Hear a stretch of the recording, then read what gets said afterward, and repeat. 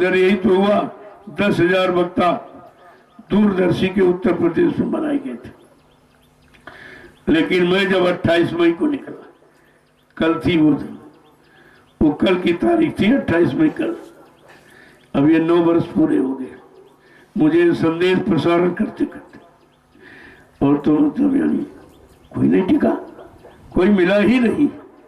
वो 10,000 वक्ता पता नहीं कहाँ चले गए। मैं निकला तो कोई नहीं मिला, क्योंकि वो थे वक्ता, वो बकते थे केवल। वक्ता देखो बार वाह में कितना फर्क। वक्ता जो वक्त और समय की जानकारी लेता है और रखता है और चल करके अपना काम बना लेता है, और जो लाभ मिलता है उस लाभ को सब जीवों के समक्ष रखता है, उसे वक्ता कहते हैं। और वक्ता जो सुनी सुनाई पढ़ी पढ़ाई बातों को बक दे, वो वक्ता होता है। ये सब बकने वाले थे तो कोई नहीं मिला। मैंने पूरे हिंदुस्तान में कार्यक्रम किया, ऐसा नहीं, कोई चोरी से नहीं, शासन प्रशासन से परमिशन लेकर। मैं बिना परमिशन के बोलता ही नहीं। मैं एक ऐसा व्यक्ति हूँ, यानी इस समय वो जो बिना परमिशन के बोलता नहीं। मैं मंच पर भी नहीं जाता, इतनी मर्यादा का पालन करता हूँ। यानी आचार संहिता का पूरा पालन, शासन प्रशासन के पूरे आदेश के अनुसार चलना, उनके आदेश का पूरा पालन करना, ये मैं ही करता हूँ। ये सब जानते। 9 वर्ष में चाहे मीडिया पत्रकार हो, सब कार्यक्रमों की सूचना मैंने दी। मैं इसीलिए परमिशन ही लेता हूँ। और परमिशन किस बात? परमिशन माने इंफॉर्मेशन, उनको सूचित करता हूँ, सूचना देता हूँ कि देखिए मैं ये काम करने जा रहा हूँ, या संपूर्ण देश के प्रेमियों को ये संदेश देने जा रहा हूँ, जिसकी आज भी जरूरत और भविष्य में सबसे ज्यादा जरूरत पड़ेगी।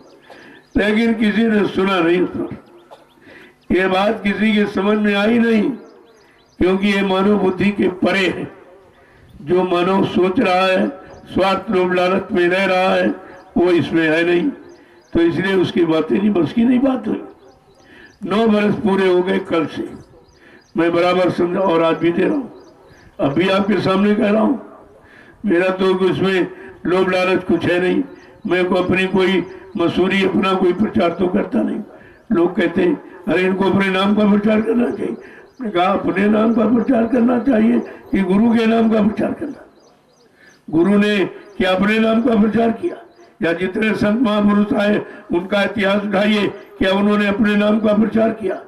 उनके गुरु ने जो आदेश दिया उसी आदेश का पालन, जो उस समय वचन उच्चारण किए उन्हीं वचनों का प्रसारण किया है। ये अपना काम यहाँ करने थोड़ी आए, क्योंकि ये अपना प्रचार, अपने नाम का, गांव का प्रचार करना तो अपना स्वार्थ है। ये स्वार्थी है रास्ता, और ये है परमार्थी रास्ता। अरे भाई नाम तो माँ बाप कोई न कोई रख ही देते, वो नाम उनके परिचय का, लेकिन वो नाम अलग है जिस नाम से तुमको लोग जानेंगे। जिस नाम से सच्चा काम होगा वो नाम अलग है, उसी नाम को तो प्रचार किया जाता। जब जय गुरुदेव नाम जगाया गया तब भी लोग निंदा करते थे, वो बाबा जी जय गुरुदेव बन रहे, वो अपने को परमात्मा कहते हैं, कि उस समय जय गुरुदेव नाम परमात्मा का कहा गया। लेकिन जब प्रभु का नाम आया, परमात्मा का नाम यानी सामाजिक व्यवस्था को ठीक करने तक सीमित, प्रभु नाम जीवात्मा को जगाकर प्रभु धाम पहुंचाने का। देखो दोनों नाम आपको बताए गए थे, और दोनों का अलग अलग परिचय दिया गया, और दोनों का अलग अलग काम है। इसलिए कितनी बड़ी महिमा जो एक नाम में 100 काम हो जाए। ऐसा अनोखा नाम आया, समय से जगाया गया, जो 2 काम कर रहा, इधर समाज देश की सुरक्षा, उधर जीवात्माओं का सुधार। उनका काम देखिए, ऐसा अनोखा नाम ही आया। अब नाम की महिमा तो अभी तक लोग नहीं समझ पाए, जबकि नाम की कितनी बड़ी महिमा कही गई कि नाम लेत भव सिंधु सुखाई, करो विचार सुजन मनमाई। ऐसा जो मन में विचार करो, वो कौन सा समय का नाम जो भवसागर यानी दुख तकलीफ पे सागर को सुखा देता। कोई परेशानी नहीं, कोई दुख तकलीफ नहीं रहेगा, ऐसा नाम कौन सा? और वो भी कहते उस नाम को लोग कैसे भी ले, भाव को भाव अलग काल सहू, नाम जपत मंगल दी तो सहू। भाव को भाव में तुम किसी स्थिति परिस्थिति में नाम लो, नाम अपना काम करेगा। जैसे जहर को चाहे तुम पैर छू के खाओ चाहे गाली दे के खाओ, जहर अपना काम करेगा, वो अपना ही काम करता है। ऐसे जगाया हुआ नाम अपना ही काम करता है। वो कितनी बड़ी जानकारी महापुरुषों ने दी, लेकिन हमने आपने कोई जानकारी ली नहीं, क्योंकि हमें आपको कुछ मालूम नहीं। जब इस नाम का प्रचार किया गया तो लोगों ने विरोध किया था, जो साथ रहते थे। काला बाबा जी ने अपनी इच्छा से नाम रख लिया, गुरु का कोई आदेश नहीं था। अब जिसको आदेश हुआ वो कर रहा है, और जो जिस तरह का पात्र है, पात्रता है, उसी तरह का वो काम कर सकता है। सब काम करेंगे नहीं और सब नहीं भी करेंगे, दोनों बातें। सब कर भी नहीं सकते और कर भी सकते। अगर बात समझ में आ जाए और मान ले तो सब कर सकते हो। तो उस समय विरोध किया था लोगों ने, कहा नहीं नहीं, ये बाबा जी ने अपने मन से नाम रख लिया। उस समय जो सत्संगी जुड़े थे सबने विरोध किया। अब गुरु ने क्या आदेश दिया, क्यों दिया, किस तरह का काम करवाएंगे। जब प्रश्न उठा था कि भाई दादा गुरु जब चले जाएंगे फिर नाम को कौन संभालेगा, तो नाम आया, कल ये संभालेंगे। हाँ, ये संभालेंगे, संगत ये देखेंगे, संगत ये संभालेंगे। संगत इनकी होगी, कहते नाम कौन रखा जाएगा, कल वो संगत सत्संग के अधीन है, वो उसके अधीन होगी। जो संगत खड़ी करेगा, संगत चलाएगा, वो नाम उसके अधीन। लेकिन ये राज किसी ने उस समय नहीं समझा, वो बड़ा विरोध किया, निंदा की। ये जय गुरुदेव नाम अपने मन से कहने लगे, ये कोई आदेश इनको नहीं, क्योंकि उसमें राधा स्वामी नाम था, राधा स्वामी नाम था। इसलिए राधा स्वामी की वजह से जय गुरुदेव नाम का विरोध किया, कहा नहीं नहीं ऐसा नहीं। जबकि कहा नहीं भाई, समय का नाम अलग होता। जब पुरुष चला जाता है उसके साथ उसकी छाया भी चली जाती है, नाम उसकी छाया है। तो इसीलिए कहा कि नाम की छत्र छाया में जब जीव रहेंगे, काम करेंगे, उनकी सुरक्षा समान हो जाएगी। तो नाम की छत्र छाया, और नाम पुरुष के नाम चला गया, छाया उसी शरीर के साथ चली जाती।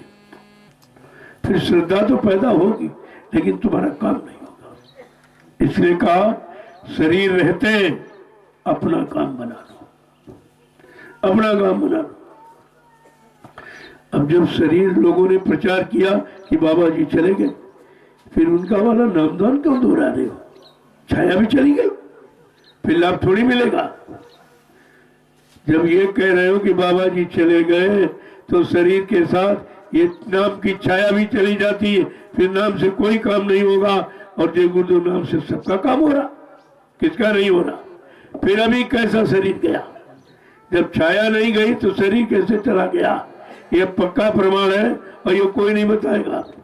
और सब जो कह रहे बाबा जी चले गए, वो भी जय गुरुदेव नाम चिल्ला रहे। तो उनसे पूछो कि जब पुरुष चला गया तो छाया भी चली जाती है। जब नाम एक उनकी छाया है, उनकी छत्र छाया में हम नाम से काम ले सकते। अगर वो शरीर चला जाएगा, छत्र छाया समाप्त हो जाएगी, तो फिर हमारा काम नहीं होगा। अब चिल्ला सब वही नाम ले। एक तरफ ऐसी कहते बाबा जी चले गए, शरीर छोड़ गए, अरे शरीर गया तो छाया कैसे रह गई। ये नाम उनकी छत्र छाया है, उन्होंने अपने नाम की छत्र छाया में ये मतलब यानी बलपूर्वक कहा जो इस नाम को लेगा। कहा बच्चा, जब कोई तुम्हारा काम न करे, सब तरह से तुम बिल्कुल असाव हो गए हो, सब सहारे टूट जाए, तो तुम जय गुरुदेव नाम लेना, मैं तुमको मिलूंगा, मैं तुम्हारी मदद करूंगा। क्या इतना बड़ा वादा राम ने किया कि राम नाम लो मैं तुमको मिलूंगा, कृष्ण नाम लो मैं तुमको मिलूंगा। ये तो किसी नाम ने वादा नहीं किया। ये कितना प्रबल परिचय है, हम किसी तरह से समझ ही नहीं पाए और सब भूल भर में चले गए। तो इसे कहना बताना बड़ा जरूरी है। चलो गुरु परिवार बिखर गया है, बिखरने का दर्द दुख तो है, लेकिन हम कोशिश ये करेंगे कि अपने गुरु परिवार को संगठित करेंगे, सब तरह से संगठित करेंगे, किसी तरह से उसमें कोई परेशानी दिक्कत नहीं। निंदा आलोचना तो निश्चित है, का लोग निंदा करते, हमने जो भोजन करेगा, अरे जूठन उसी के आगे गिरेगी, दूसरे आगे थोड़ी गिर जाएगी। तो निंदा आलोचना एक जूठन है, वो तो होगी निश्चित।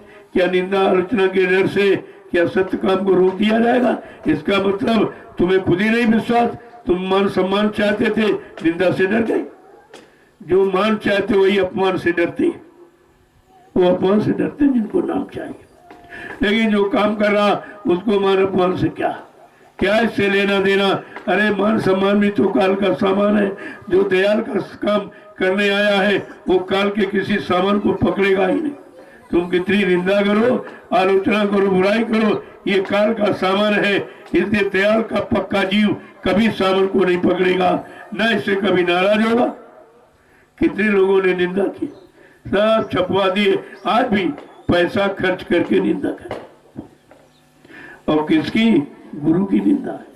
भाई मैं तो उनका अपना तो काम नहीं कर रहा, तो गुरु का काम कर रहा, तो तुम गुरु की निंदा कर रहे हो। गुरु के काम की अगर निंदा कर रहे हो तो मेरी नहीं, गुरु की निंदा कर। और गुरु का निंदक फिर अपना रह नहीं सकता, रह ही न सके गुरु का द्रोही। गुरु से द्रोह भी तो करने वाले को कोई रोक नहीं सका, कोई रख नहीं सका। जय गुरुदेव, जय गुरुदेव, जय गुरुदेव। नाम किसका? जय गुरुदेव। नाम किसका? प्रभु का प्यारा नाम। वो 96 करोड़ आपको मिले स्वास्थ्य। और खर्चे का भी विभाजन बता दिया कि बैठने में 12% खर्च होगी, चलने में 18% और सोने में 30% और संभोग में 34%, सबसे ज्यादा। इसने कहा घर गृहस्थी परिवार में रहो लेकिन संयम में रहो, क्योंकि तुम गुरु भाई बहन हो गए हो। अरे अब तो संयम सीखो। इसीलिए तुमको ये सबको बराबर रूप से दिया गया, बैठाल करके पति पत्नी दोनों एक साथ नाम दान ले रहे, तो उसी दिन से तुम गुरु भाई बहन हो गए, तुम्हारा रिश्ता बदल गया। लेकिन तुम अभी तक नहीं समझ पाए, इसीलिए कोई लाभ नहीं यहाँ मिल पा रहा आपको। लाभ मिलेगा जब जो बच्चों का पालन करोगे तब। जय गुरुदेव, जय गुरुदेव, जय गुरुदेव। नाम किसका? बीमारी से तो आप लड़ नहीं सकते, और आने वाले जो समय है वो भी कोई नहीं लड़ पाएगा। आने वाली महाबीमारियों ये तो पहले ही कहा गया, आज नहीं 40 वर्ष पहले कहा नई नई बीमारियां होगी, एक की दवा 100 में न मिलेगी। उठाने वाले मिले न यार, जमाना बदलेगा, लाशें पड़े रहेंगी घर घर में। उठाने वाले मिले न यार, जमाना बदलेगा। ऐसे परिवर्तन नहीं होगा। कलयुग जाएगा तो कलयुगी जीवों को समेट के ले जाएगा, वो अपना परिवार भी ले जाएगा, ऐसा नहीं वो अकेले जाएगा। अपनी सारी कलयुगी व्यवस्था जो उसने फैलाई है और जीवों को कलयुगी बनाया और मुर्दा मांस मीट में लगाया, दारू मुर्दा पिलाया और बुरे कर्मों में लगाया, वो सब को समेट के ले जाएगा। तब ये सफाई हो जाएगी, तब साफ सुथरे जगह पर सतयुग पदार्पण करेगा। ऐसे थोड़ी आएगा। तभी कहा नहींगा कि सतयुग कलयुग की टक्कर में बच्चा निकल कर चूमर जाएगा। इसकी टक्कर में कुछ और सबका निकलना। सब परेशान है, सब दुखी है, सब बीमार है, सब गरीब हो रहे हैं, सब रो रहे, चिल्ला रहे। और इससे बड़ी और क्या परेशानी होगी? तो आपको तो समझना चाहिए कि महापुरुषों की एक एक वाणी तुम्हारे सामने सत्य हो रही, और ये कहीं नहीं हो रहा। जो यहाँ आप सुन रहे हो ये कहीं नहीं हो रहा। सब जगह बंदी लगी, सबको डर भय हो गया कि 10 आदमी 15 आदमी इकट्ठा हो जाए, बीमारी आ जाए। अरे बीमारी किससे आती? गंदे खान पान, गंदे कर्मों से, गंदगी से बीमारी आती।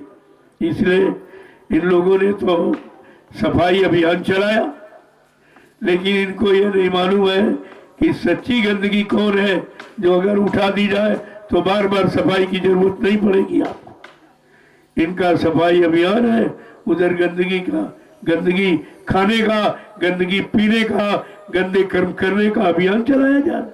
फिर से सफाई कैसे आ जाएगी? अरे भाई 10 लोग गंदगी फैलाए, एक आदमी झाड़ू लगा तो क्या करेगा? एक आदमी झाड़ू लगा उससे क्या होगा? यही बात लोगों ने समझनी चाहिए कि सच्चा सफाई का अभियान क्या है। पहले गंदा खान पान बंद करो, गंदे खान पान की बिक्री बंद करा दीजिए। ये जीवों की निर्दोष व बेगुनाह जो जीव है इनकी हिंसा हत्या कराना बंद कर दीजिए, ये सब चीज हो जाएगी। कोई बीमारी, कोई परेशानी, कोई लड़ाई झगड़ा, यानी किसी तरह कुछ नहीं रहेगा। जब खान पान गलत होता तो बुद्धि विचार गलत होते हैं, बुद्धि गलत कार्यों में निर्णय लेती है। लेकिन वहां तक इनकी बुद्धि नहीं जा रही, उन वचनों को सुनते ही नहीं। गोस्वामी महाराज ने जब लिख दिया रामचरितमानस में, उस रामचरितमानस को प्रमाणित कर दिया गया कि विश्व प्रसिद्ध ग्रंथ, सारे विश्व में यही ऐसा एक ग्रंथ है जो सामाजिक पारिवारिक है और हर तरह की शिक्षा, हर तरह की नीति, हर तरह के सिद्धांत इसमें समाहित है, और उसको प्रमाणित कर दिया गया। आज वही रामचंद्र की बात नहीं मानते। रामचरित की, रामचरित तो चिल्ला के कह रही, वाणी चिल्ला के कह रही कि ऐसे बिन हरि भजन खगेसा, मिट्टी है न जीवन केर करेसा। काभूषण गुरु जी ने पूछा कि काभूषण जी, ये पुरानी बीमारी महामारी कैसे जाएगी? कहा कि ये तो भगवान के भजन से जाएगी। कहा भगवान भजन का करो तो संत महापुरुषों के पास रास्ता है, उनके पास जाओ और रास्ता ले लो। उनका रास्ता सरल, एक पैसा नहीं खर्च, भजन में एक पैसा आपका खर्च नहीं होने, और पूजा में तो बहुत खर्चा। वो इसलिए खर्चा है कि जब तुम सामान रुपया खर्च करोगे तो बदले में पूजा तुमको ही दे लौटा देगी। लेकिन भजन में कोई खर्चा नहीं, और भजन में कोई कर्जा नहीं, सारे कर्जे और निपट जाते हैं और तुम्हारा भजन सुरक्षित रहता। तो जब सुनोगे समझोगे तभी समझ में आएगा। तो इस समय हिंदुस्तान में कहीं कुछ नहीं हुआ, सब मौन हो गए, चुपचाप बैठे हुए। अब वो किसका इंतजार कर रहे हैं? कहते बीमारी चली जाए, इसका सब इंतजार कर रहे हैं। और जो फार्मूला है, जो सूत्र है, जो कैप्सूल है, उसे भूल गए आप। जब ये लिख दिया गया रामचरितमानस में, ऐसे बिन हरि भजन खगेसा, मिट्टी है न जीवन केर कलेसा। जिंदगी में आने वाले जितने भी कष्ट, कोई बीमारी महामारी, कोई लड़ाई झगड़ा, देवी पुरगोल, दुर्घटना, काल, मौत, ये सब प्रभु के भजन से चले जाएंगे। लेकिन भजन कोई नहीं करता। पूजा से तो किसी का गया नहीं। 3-3 युगों से पूजा कर रहे हो, कोई बीमारी गई और नहीं बढ़ गई, और बीमारी आ गई। तुम्हारी पूजा ने बीमारी रोक पाई, तुम्हारी पूजा ने तुम्हें कष्ट मुसीबत होने से बचा पाया, तो कुछ तो आपका काम नहीं हुआ, और फिर भी जुटे पड़े वही। अभी विचारों को समझिए, जग अंधा पुण्य अंधा, ताते मच गई अधाधुंधा। ये तो अधाधुंध मची हुई, इनके समझ में कुछ आता नहीं। जय गुरुदेव। क्योंकि ये मौसम कुछ और कह रहा है। देखो, कहते हैं अगर समय के पहले कोई काम होने लगे तो कहते अनहोनी है, कोई बुरा वक्त समय आने वाला है। ये बरसात का महीना था, ये तो भीषण लू चलने का महीना। कि गर्मी नहीं होगी तो फसल कैसे पैदा होगी, गर्मी नहीं होगी बीमारी कैसे जाएगी। तो समय समय पर, क्योंकि ये भारत देश कुदरत की गोद में है, कुदरत ने अपनी गोद में इसको सजाया, और 4 महीने गर्मी, 4 बरसात, 4 जाड़ा, बड़ा संयमित जीवन है इसमें। जब प्रकृति संयम में है, हम सब प्रकृति के जीव संयम में नहीं रहेंगे तो परेशान हो जाएंगे, बीमारी में फंस जाएंगे, लड़ाई झगड़े में फंस जाएंगे, मुसीबत तकलीफों में आप फंस जाओगे। तो सोचना चाहिए, जिस भारत देश की देश प्रकृति की गोद में है और प्रकृति ने इसको अपने अनुसार पाला और अपने अनुसार इसको 4 महीने गर्मी, 4 बरसात, 4 जाड़े, वेद ऋतुओं में रखा है, तो हमें आपको उसी तरह रहना चाहिए, तो हम निरोग रहेंगे, कोई परेशानी नहीं आएगी।